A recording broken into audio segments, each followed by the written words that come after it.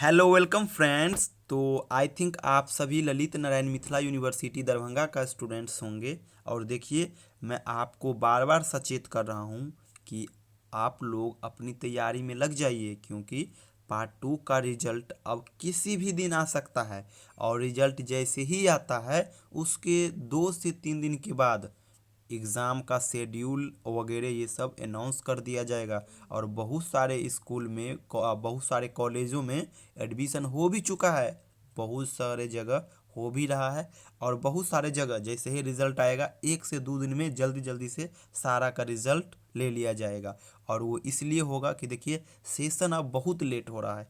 पिछले बार हुआ क्या था, तो पिछले बार जनवरी में एग्ज़ाम हो चुका था, फरवरी में मार्च के लास्ट टू लास्ट तक सारा प्रोसीजर जो होता है ना, मार्कशीट वगैरह, वो सारा चीज़ स्टूडेंट के हाथ में आ गया था। लेकिन अब क्या हुआ है, तो देखिए यहाँ पे अप्रैल के आई थिंक अप्रैल के लास्ट में एग्ज़ाम होने की संभावना है, इससे पहले हो नहीं सकता है। और दूसरी बात यह कि जितने भी कंपटीशन का एग्ज़ाम होता है वो आई थिंक इस बार मैक्सिमम आपको अप्रैल और मई जून में आपको देखने को मिलेगा। और आप लोग अगर बैचलर का स्टूडेंट्स हो तो आई थिंक आप में से 90% स्टूडेंट जरूर कंपटीशन का भी तैयारी कर रहे होंगे। तो इसलिए मैं बार बार कर रहा हूँ कि जितना जल्दी हो सकता है आप एलएनएमयू का अपना सिलेबस जल्द से जल्द कवर कर लो, क्योंकि एग्ज़ामिनेशन कभी भी हो सकता है। और ज़्यादा तो है नहीं, सिलेबस छोटा है, अगर आप ढंग से पढ़ते हो तो 1 महीना इसके लिए इनफ है। और मैं इसलिए आपको पढ़ने के लिए बोल रहा हूँ, खासकर मैं पार्ट थर्ड वाले स्टूडेंट्स को बोल रहा हूँ कि देखिए, जितना मेहनत आप पार्ट वन और पार्ट टू में किए हो,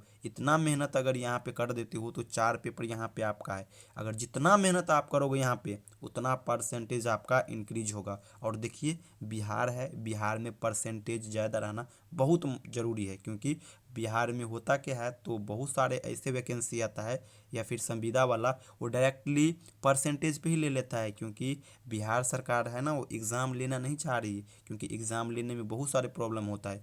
दूसरे जगह दूसरे स्टेट का तो प्राइवेट कंपनी से भी एग्ज़ाम कंडक्ट करा लेती है, तो कोई बात नहीं। लेकिन बिहार में है क्या, तो बिहार में इस प्रकार का कोई शेड्यूल है नहीं, कुछ है ही नहीं।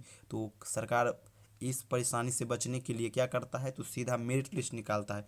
और मेरिट लिस्ट निकालता है कौन से बेसिस पे, तो वो 10th 12th और ग्रेजुएशन के मार्क्स पे। अगर मान लीजिए अगर कोई वैकेंसी आई है, अगर वो 12th ग्रेजुएशन लेवल की है, तो आपका ग्रेजुएशन के मार्क्स बेसिस पे वो मेरिट लिस्ट निकालता है। बहुत जगह होता है इस पर, बिहार में मैक्सिमम होता है यही, क्योंकि वो चाहता है कि हम इस तरह के एग्ज़ाम लेने, रिजल्ट जारी करें, फिर कॉपी जांच करें, इस प्रकार के प्रक्रियाओं से भी लोग बचना चाहते हैं। तो इसलिए मैं बार बार कह रहा हूँ। और ऐसे भी कहीं के लिए भी अगर आप मान लो बैचलर करने के बाद अगर बीएड भी करोगे, तो आपके पास कम से कम ज़रूरी है यार, 60% ज़रूर कम से कम ला लो आप, है ना। ऐसे तो 55% है, लेकिन मैं सीधा कहता हूँ कि इतना ढंग से पढ़ लो कि 70-75% आराम से ला लो।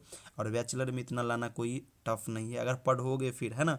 और बहुत सारे स्टूडेंट्स का कॉल आ रहा है कि सर अब आप मुझे नोट्स प्रोवाइड कर दो, एग्ज़ाम आने के एग्ज़ाम का डेट आएगा तो हम तैयारी कर लेंगे। देखिए, लास्ट में आप 4 से 5 दिन में कुछ नहीं कर पाओगे, इसलिए बार बार कह रहा हूँ कि जितना जल्दी हो सकता है अपने प्रिपरेशन को कंप्लीट कर लीजिए।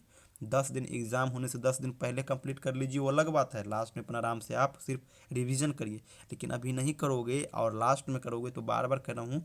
और यही कारण है नंबर कम आने का, सभी स्टूडेंट्स को जो एवरेज का मार्क्स आता है उनका यही कारण है, सब गेस पे डिपेंडेंट होते हैं। करते क्या हैं, तो जैसे रिजल्ट आता, एग्ज़ाम डेट आता है, गेस लेके जाता है, उसको लिखता है। और यही कारण है कि एक ही प्रकार का नंबर सभी को मिलता है। क्यों मिलता है, क्योंकि सभी का जो ये होता है ना, लिखावट शैली, वो सबका सेम ही होता है, सब गेस से ही छापता है।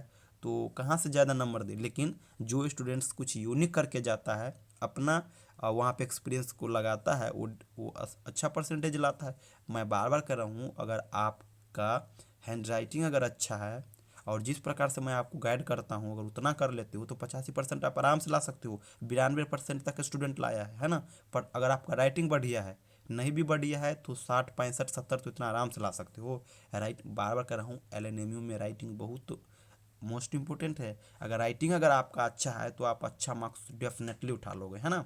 तो यही कुछ आप लोगों से शेयर करनी थी। और दूसरी बात, पार्ट वन वाले स्टूडेंट सोच रहे होंगे तो पहले तो पार्ट थर्ड का होगा एग्ज़ाम, फिर पार्ट टू का होगा, फिर हम लोगों का होगा। तो इस भ्रम में मत रहे। देखिए, यहाँ पे जो ये न्यूज आया हुआ था, अगर इस प्रक्रिया को अगर आई थिंक मेरे हिसाब से शायद लगा दिया है, अगर लगा दिया होगा तो पार्ट 3 और पार्ट 1 दोनों का एग्ज़ाम एक साथ होगा। फिर आप ये भ्रम में मत रहना कि पार्ट 3 पार्ट 2 का हो जाएगा फिर होगा मेरा। देख लेना यहाँ पे लिखा हुआ है LNMU में डिग्री पार्ट 1 और पार्ट 3 की एक साथ होगी परीक्षा। ये सारा मैं डिटेल बताया था।